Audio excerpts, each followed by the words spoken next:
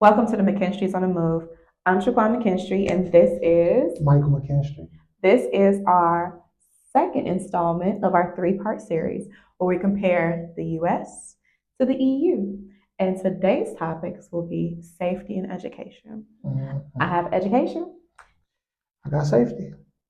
so we're gonna start it off with I think you going first because I went first the last time. Yeah, I'm going first. I'm swimming for it. All right, you guys. I got my notes here in front of me, so I will be referring to them in certain instances. So just please bear with me best you can. Because accuracy is key. We don't want to give y'all misinformation. We did our homework. We did our Yep, research. yep.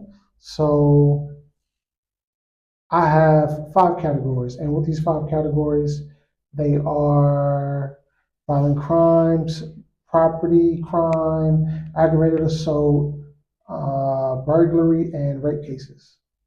All right. Why did you pick those five? Well, they're essentially what I can compare to the U.S. and the EU. Like those are the the top crimes I can use to compare. If I use the EU's most crimes or most common crime, it won't really equate to the US, and the US's top crimes won't really compare to the EU. So it sounds like the crimes that are in the EU essentially are different than the crimes in the States. But Yes. these five, you were able to Are see like a merge between the two to Yep, do a comparison. yep. Okay, cool. I can find them. I can find them, and I All did. right, I because did we did find our own them. research. So, I all did. right. I did. So, violent crime, property crime, aggravated assault, burglary, And and rape rape. cases. All right. Got it. So with my comparison, it's going to be a lot of numbers, but the numbers will kind of reflect what you need to know. You know what I mean? So here we go. Oh, wait, before we do that, I think that as usual, we kind of need to give like the disclaimer so we can have a better understanding. Like the United States is one country, but Europe has 27 countries. Yeah. I think 27. Yeah, it's 27. Let me not be wrong. If I'm wrong, put in the comments. But yeah, it's 27 countries. So it's hard to really do a comparison because where they'll have a lot of crime in one country, they won't have a lot of crime in another country, Yeah. and so on and so forth. But there are laws in place that make some of these crimes actually really difficult. Because I do know when you were doing your research, you were looking at shootings, and that's not necessarily so much of a thing in the EU because of the gun restrictions. So, yeah, just keep that in mind. When we're talking about the EU, I'm sure his statistics are probably going to have multiple countries like within Europe in comparison to the United States, just to make it fair. Yeah. So what I did was for the EU, I took the top five in these categories, and I will give you the numbers for these top five. And for the US, all we have is just that one solid number for the US. So Okay. So that way you can have like a full view of a breakdown in terms of like what the high, medium, low is. something to compare. All right, I'm on board. Let's go. All right, here we go. For violent crimes, oh my lord, excuse me on my pronunciation of some of these words. Could get them wrong. I'm still learning. All right, still learning. Um, Violent crimes. These numbers I'm giving are per every 100,000. 100,000. Okay. Number one is Belarus, 56,400. Okay. Second is France, 55,300. Hmm. Third is Belgium, 49,100. Okay. Fourth is Sweden, 48,500. Fifth is Moldova, 47,100. Mind you, this is per 100,000. All that is the EU. US, 374,400. And that's Per 100,000. 100,000.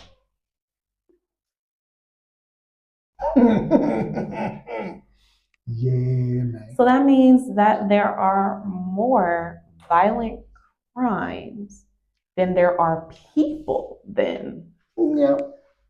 Yep. Just because I see you got your numbers. Mm-hmm. I cheated a little Oh, bit. you peek. Go on and tell them how much these top highest ranking countries in the EU that had the most violent crimes actually adds up to in comparison to the States. Please tell people. What I did was I just took the liberty to add them all up, and those top 5 in the EU adds up to 256,400. I should have did the math. So that's like 100. That's almost. It's 118,000 less than the United States. That's 118,000 less. 374,400. 256,400. I did the math. Don't worry about it.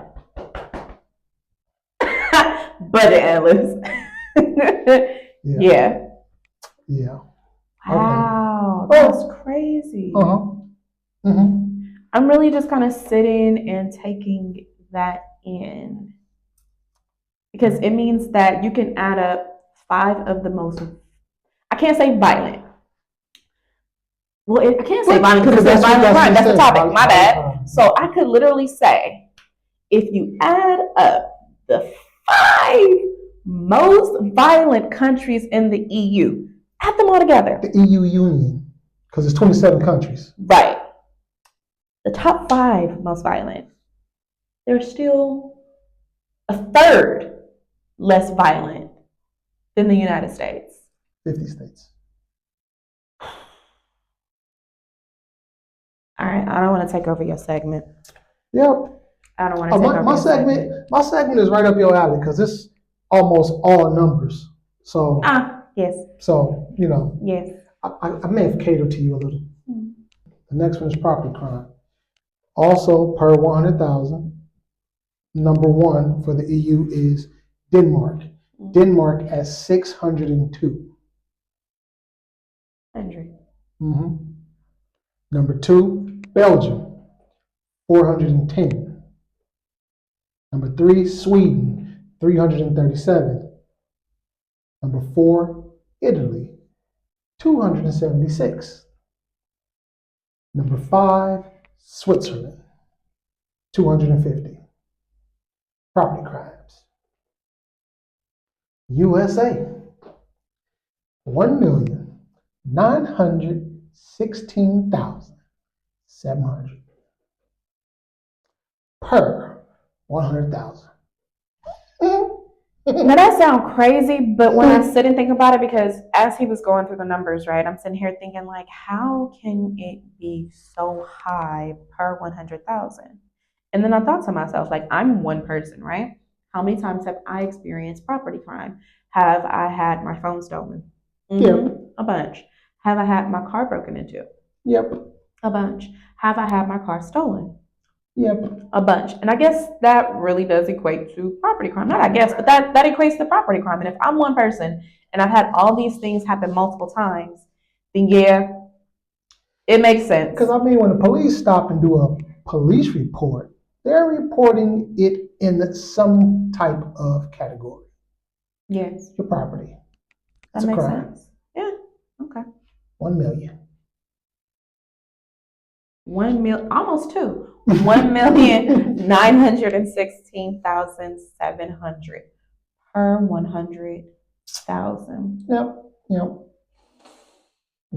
Yeah, he got safety, y'all. Go on. Give him the next topic. Oh, so we know I did the grand total for the EU. 1,875 for the top per 5. 100,000 for the top 5 in property crime in the EU. That's math, okay?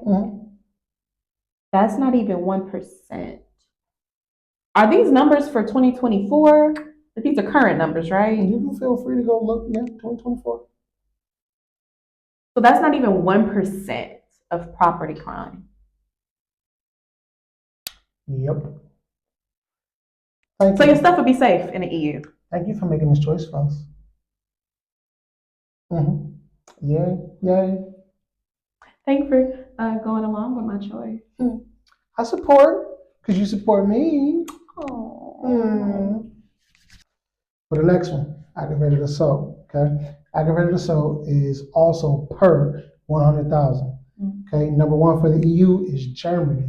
Germany is at 160,310. Okay, that's Germany. Number two is Italy at 110,140. Okay, number three is Portugal at 6,430. Okay, number four is Albania at 5,520. Number five is Romania at 1,160 per every 100,000. For the US, 264,100 per. So it's safe to say that for the year of 2024, that either every single person in the whole United States dealt with some type of aggravated assault twice in the year, or Somebody got it multiple times. yeah, okay, all right, just doing a fair comparison. So, You got repeat offenders. So the highest country, Germany, okay, that's like half, close to half of the United States for the year. Half. Okay. Almost said something I shouldn't. Well, all I know is we live in Portugal, and that was 6,430. So ask me again if I feel safe here Do you feel versus safe? the United States. Do you Yeah, feel absolutely. safe? Versus the United States, where it's 264,100 aggravated assault versus 5,000 for the year. 5,000 for the year. Okay, all right, moving on.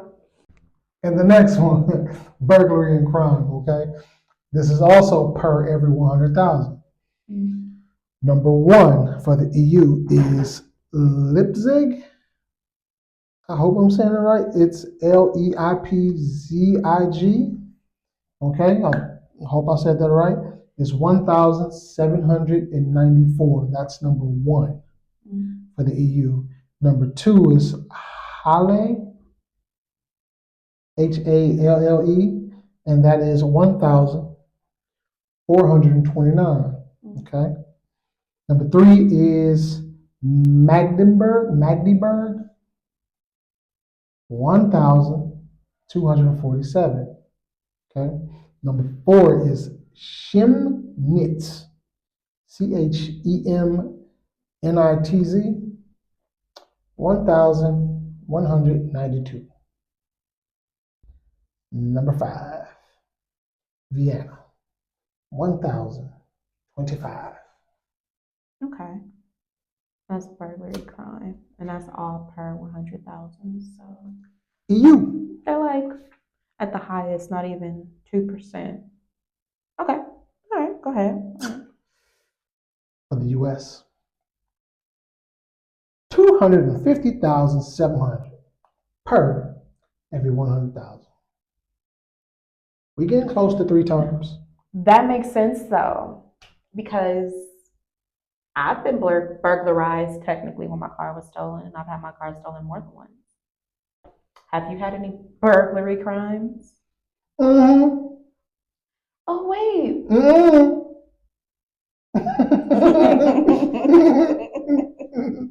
Jeez.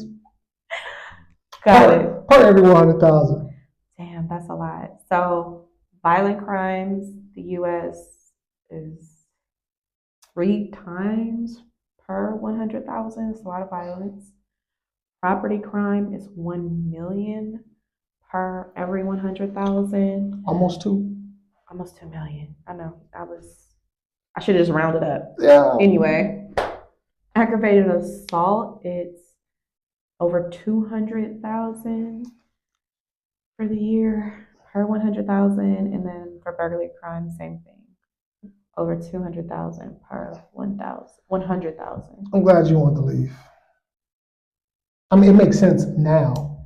In hindsight, right? Hindsight is so 2020, y'all. At first, I was just like, okay, I'm gonna go where my woman go. Because everybody's like, oh, like Portugal. Where the fuck you go to Portugal? How do you figure out Portugal? And they're like, sleeping. I was doing my research. I'm not gonna hit my mic, but I really want to like pat my chest because like I was doing my research. Like everybody else was asleep, and I'm just like, because I knew that there was better and greater out there. Like just because you're born somewhere, don't have to stay. Okay, let me not get on my what is it called? My soapbox. Go ahead. Last and not least, okay. Number 5, rape cases. Also per every 100,000. Ooh, okay.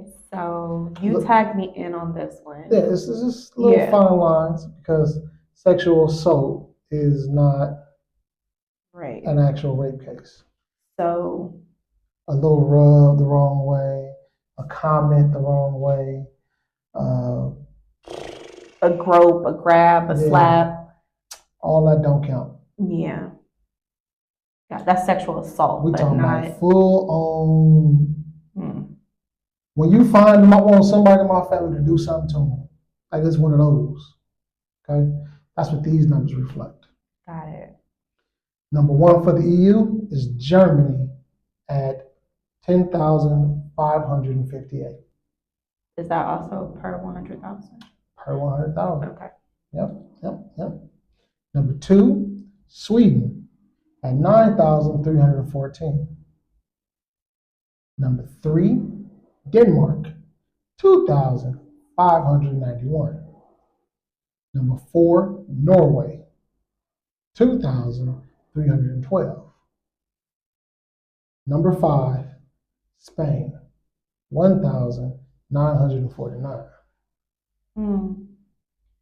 So even at its highest, Germany is only like 10% of the population that's experienced it. Yep. Okay. Got it. That's wild and crazy, but yeah. Yeah. No, I'm going through it live, real time. All right. And the U.S. 140,384 per every 100,000. All right. So that means that either for 2024, every single person in the United States experienced rape at least once, or some people didn't, and then some people were cases. Yeah, more unfortunate in that way. So for the EU, the highest country is 10% per 100,000, but for the United States, it's over 100% per 100,000. Yeah. Tough. That's tough. Wow, way to finish off a segment. But so I think it's safe to say the EU is safe. By far is so much safer than the United States. And those are just blanket crimes. We're not even talking inequality, racism. Just it's safer. We're not picking any specific area or crime or demographic. None. Yeah. So try to keep the 5 as blah as possible. All right. Moving on to my segment of education. I turn my smile on now. Oh my God. Education. Yeah, I took the more lighthearted one.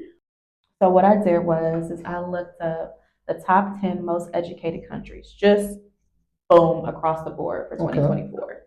Okay. And then I'll tell you guys what came up, and then I'll tell you the criteria that they used for the rankings. So number 1 was South Korea. Number 2 was Canada. Number 3 was Japan. Number 4 was Luxembourg. Number 5 was Ireland. Number 6 was the UK. Number 7 was Lithuania. Number 8 was the Netherlands. Number 9 was Norway. And number 10 was Austria. Okay.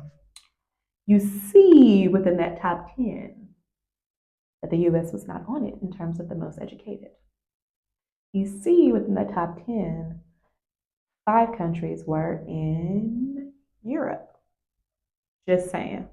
Now, let me let y'all know the criteria that they used. So, what they used was literacy rate, Okay. college degree, Okay. commitment to higher learning. So, let me break that one down because it was a bit of a paragraph.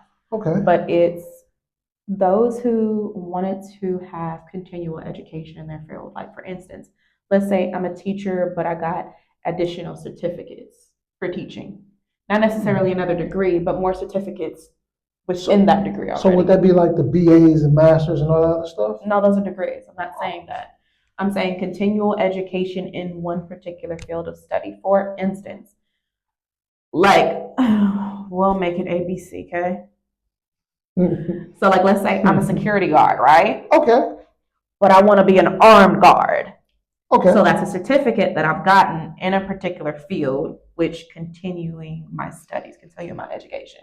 All right, I got you. I follow. All right. I'm on board. Yeah. Okay. And then the last criteria that they used was multilingual. And with that being said, you know the United States wasn't on that.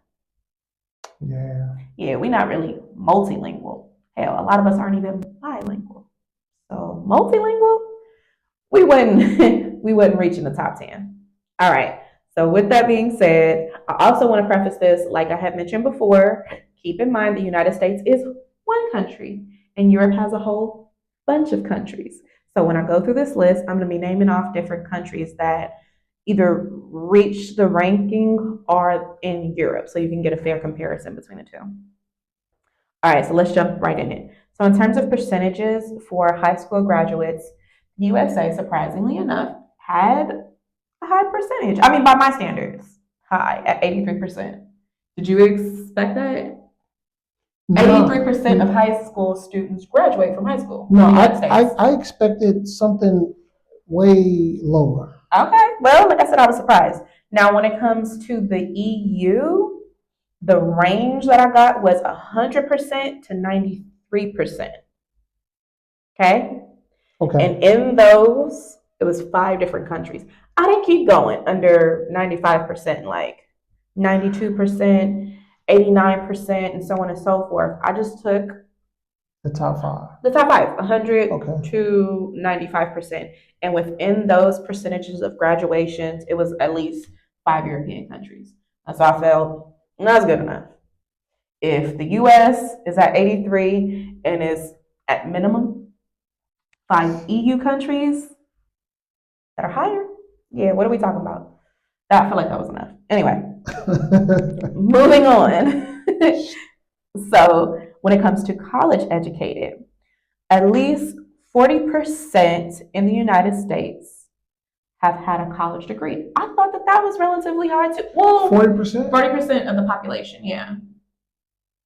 That seems cool. That seems cool That to seems you? cool because you would have people or adults, even teenagers, go finish regular school, go do something else, and then go back to school. Yeah, You know what yeah. I mean? So to go get a degree or special certificate in something, so I think that would all classify, right? Yeah, it would. All right. So But here's the thing, to make it fair, for this particular percentage, it was an age bracket. It was between the ages of 25 to 35. Yeah, narrowed it down because if you go over the case of, someone's whole entire life, I don't know how that they would track those numbers. yeah, But 'cause anyway, you go back to school at any given point. exactly. All right. So with that being said, so between the ages of 25 to 35, so young adult to full adult, at least how I count it, 40% actually have a college degree. Taking that same bracket and using those statistics when it comes to the EU. So United States was at 40%. Between 60% and 43%, a minimum of 5 countries were ranked higher for the EU, which means that their population, they get them college degrees. The smart. Mm-hmm. The smart. Now let's go over to my other criteria, Okay. literacy rate. Yeah. So I'm not going to hold y'all. United States, ranked number 38 on literacy rate, which means that majority of the population, they don't actually read past a 3rd grade level. So how can you expect these people to read the law, know the law, abide by the law. Wait. Most If- people ain't read no laws. Anyway, so yeah, rank 38, and in that 38, those people cannot read past a third grade level. Whereas the EU, they were ranked 12, 1, 2 on literacy rate. Not 38. 12. And the reason why I'm saying the EU as 12th is because when I went through the list, I sat there and I counted how many countries were in the top whatever before we got to 38. Okay. Okay. And before we got to 38, it was a minimum of 7 European countries. And I felt like, you know what, that's enough. That's enough. Because if I'm going to go and compare it to the United States is 38th, and I'm seeing a whole bunch of other countries in the EU with a higher literacy rate. Okay. Yeah. Question. Yes. Did they have the double comparison, or if they were tied for anything, they just both held the same space? For this one, no. Oh shit. Yeah. No, for this one, no. Yeah. This one was a breakdown: first, second, third, fourth, fifth. Oh, they gave you Place. straight ranking. Straight ranking. United States ranked 38th. There you go. Okay, all right. So with that being said, you can see that pretty much the people in the EU have a higher success rate in terms of high school education, in terms of college education, in terms of literacy rate. And let me go into why. So, fun fact, public school is free in the EU.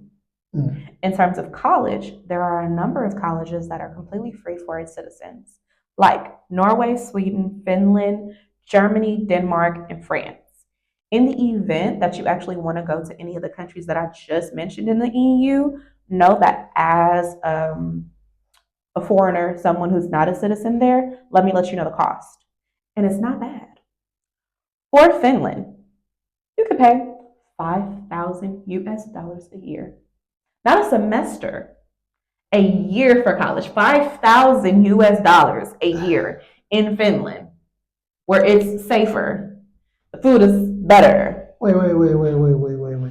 So Let go ahead. You want to cook? Go ahead, cook, because I got other numbers. I got some wild wonky debt for semesters that are not completed. That I could have went the whole year. For cheaper, yes. Man. All right, so for France, they were very specific. For a bachelor per year, you would pay 2,700 US dollars per year. If you want to get your master's, it's actually $3,700 US per year. But in the event you want to get your PhD, you are only going to pay 300 US dollars per year. They want you to get that degree. They want you to get that degree. And essentially, that's just administrative fees. It sounds like the higher I went, the better that cookie got. Yeah. This one gonna kill you. Denmark, Denmark. 616 US dollars per year. So that literally means that for a college degree, you would even touch what, $3,000? So it really would be better to go study abroad in the EU. He said it, y'all. I didn't. Yeah. And because we're doing comparisons and we're trying to make it fair, right? And we're talking numbers, let's compare just the average, right? This is the average in-state cost per year in the United States. Okay, 11,000. For what, semester, year? No, per year. Per year. I made it fair. Per year. That ain't fair. Per year. I just heard you read. Finland was the highest and it was the most expensive. It was 5,000 per year. That's why it's not fair. United States, It's over 11,000. It's over double Per year. And we're not even talking about good schools. We're talking about just, community college included in that, just so we're clear. We're not talking UCs. We're not talking about HBCUs. We're talking about just lumping all the places that you could get higher learning and a college degree from. If we lump them all together, on average, you will pay 11,000 US dollars per year. That does not guarantee that it will be from a prestigious college or anything of the sort. Mm-mm. For some reason, because of Keisha popped in my head. Sports. That's a scholarship. Oh, you. If you're watching, you already know. That's wild. So for the people who are still watching up to this point, let me give y'all an added tidbit of information just so you have the info. I went further and I went a little deeper because it's like just to say the education is better in the EU, it's a relative term. So I want to give y'all the top countries where in the event that you have a specific field, these are the countries that you actually want to go to. Okay. So for a medical degree, you want to go to either the Netherlands or Norway. And I already told you that if you become a citizen in Norway, your college is free. Boom. Just saying. For science and tech, Germany. Is that it? Is it just Germany? Yeah. Science and tech. It looked like that's where you want to go. That's where all the sciences are. They're German sciences. I can believe it. I know, I can right? believe it. I know. So you want to go to Germany if it's science and tech that you're after. I ain't gonna say that. Yeah. And so essentially that was my research and that was pretty much the information that I gathered. And if you just go compare the US to the EU, obviously there's a better education you'll get in the EU. And in terms of cost, if you happen to be a citizen, 9 times out of 10, it's either really cheap or free. And even if you're not a citizen, I just told you what 3 countries where you can get it for more than half off. For the low. Right. So, yeah, EU won in terms of education. It's winning. And if nothing else, I'm going to get a little bit personal.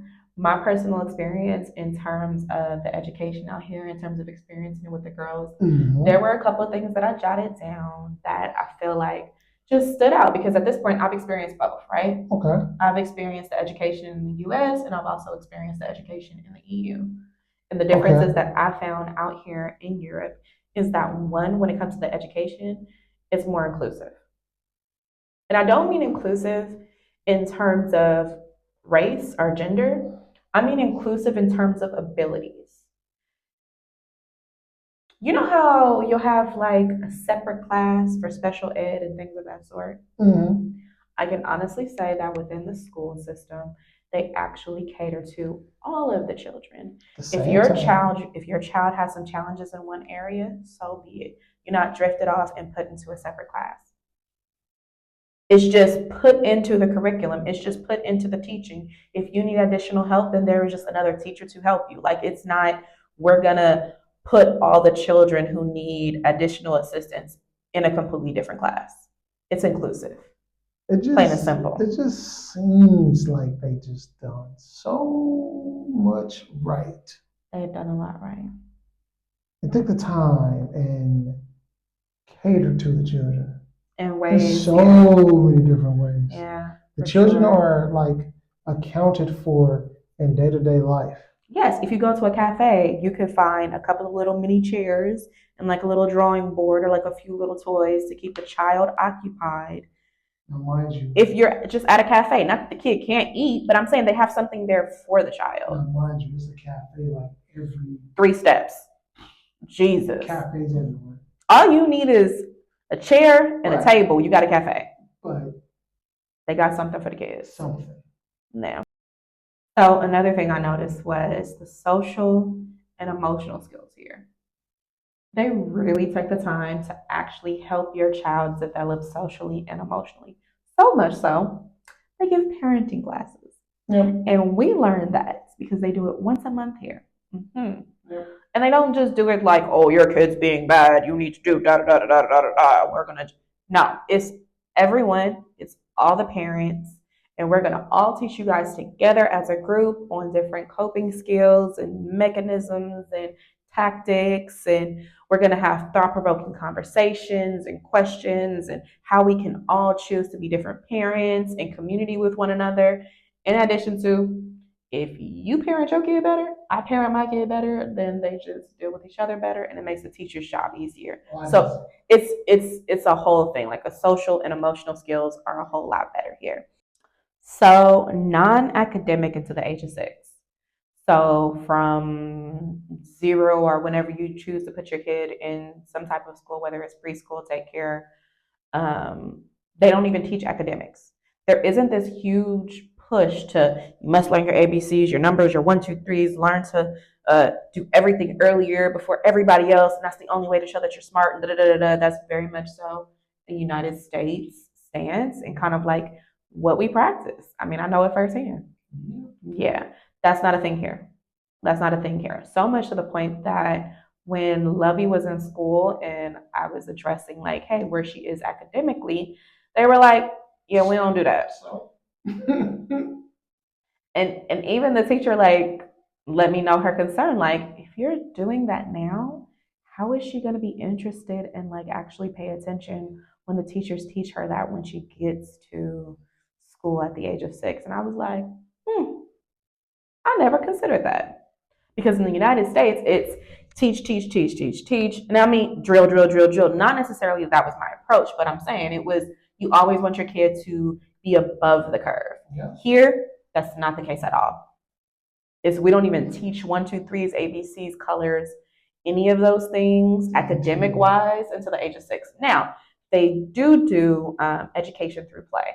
Like, for instance, if there's a ball, they may talk about the shape of the ball as a circle or a sphere, yep, or the color of the ball and so on and so forth. But there isn't an actual curriculum for academics until the age of 6. So that was something that was very interesting. They choose to push the kids for social and emotional development first. Yeah, it wowed me and her. Yeah, it was. I was like, wait, what? It was like, what? So not we wasting time, but we wasting time because she's supposed to be relaxing and learning how to control her emotions and express her feelings and understanding boundaries and how to like make friends and what's socially acceptable, and like she's learning all of those things now. So yeah, we're not wasting our money. Yeah, it's necessary. But oh wait, I need to also say that because we're talking about money and we're talking about school. Okay. We made the choice to put our child into private Portuguese school. Yeah. The school here is actually free. We make that choice simply because they will teach not only in Portuguese, but they'll teach also in English. Yep. And since our children's first, and at this point, almost only language is English, that was something that we wanted to kind of put them in so it can ease the transition into Portuguese. But to be fair, the school is free. Mm-hmm. School is free here. We just made that choice. And we wanted our kids to make sure, we wanted to make sure our kids were getting a good dose of Portuguese, learning the dialect, learning the language. But also not to be overwhelmed by it at the same time. Because they also speak and teach English at the school. There you go. Mm-hmm. So, more inclusive, social and emotional. I told you guys about the non-academics, but they in the parenting classes here. But also, they teach life skills. Like, they actually take the kids out in public. They learn how to cross the street and hold hands and to tap their bus passes. Yes, the children under the age of 6. They get it at the age of 3. And they learn how to ride trains and all the things. Like, they learn safety skills. They learn. Oh, they do learn gardening. I forgot about that. Our baby has a plant right now. Oh, that's true. Cherish. Cherish. Yeah, that's the name of her plant. Another thing that I noticed is that they do quarterly updates here, not a report card, but a quarterly update as to this is what I've noticed in your child. These are the things that she's done great at. Here are some areas of improvement. Here's some things that you can encourage at home. Like, it's way more thorough and based on your child, not just academics. It's literally based on your child to be like, how can we make them a better, well-rounded person? Yeah. It's not they're failing this class and they need to study this and so on and so forth. It's not that. It's a quarterly update on your kid. So my experience here in terms of education has been like a learn and unlearn situation. Like, I've loved it. I've loved the things that I've learned here and how the teaching is. And so to me, if we're also going to compare just personal experience for the US versus the EU, to me, EU wins, clearly. Yeah. I can agree. I can second that motion. Good. Because back home, I would tense up because our kid doesn't truly understand boundaries. Or Physical boundaries. Clearly, she has never really met a stranger. Yeah. Simply We call her put. Lovey. Yeah, so everyone's her friend. Everyone's her gets a friend. hug. Everyone gets a hug. Everyone gets a kiss on the cheek. It's not just an EU thing. Nah, People do the same thing in the US. Yeah, And y'all know that's not a thing in the US. You can't just be giving kids kisses and stuff like that. No. That was another thing I forgot to mention. They're affectionate out here. They're gonna love on your baby. Yeah. They're gonna give them hugs and tell them good morning and ask them about their day and ask them about their weekend. And they're gonna even tell them what they did the weekend. Like they have actual dialogue and conversations with the kids. They have their own little interpersonal relationship with the teachers. And it's beautiful. And it was funny because I remember when Lovey actually met the teacher and I told her, call her Miss, what her name is. Yeah. She was said, like, no. No. She said, I don't call you Miss Lovey, so call me my name. Like there is no hierarchy, even though she's an adult. I love this experience out here. That's wild. I do. They treat the children like little people. People. I mean, they treat them like children in terms of the care that they receive. But they treat them like people. They talk to them like people. They explain things like to them like there are people and just all right. So we're not gonna hold y'all too much longer. So that is our part 2 of the 3-part series of the comparison between the EU versus the United States, safety and education. We hope that you guys liked it. We hope that you subscribe. Please put your comments below in terms of what you learned, what you feel like you already knew, any countries that you're interested in learning more about, because we done told y'all a lot about a lot of different countries in the EU. So let us know where we can actually move forward after this series and what y'all interested in. But subscribe, follow us on our other socials. It really helps. Bye. Ciao.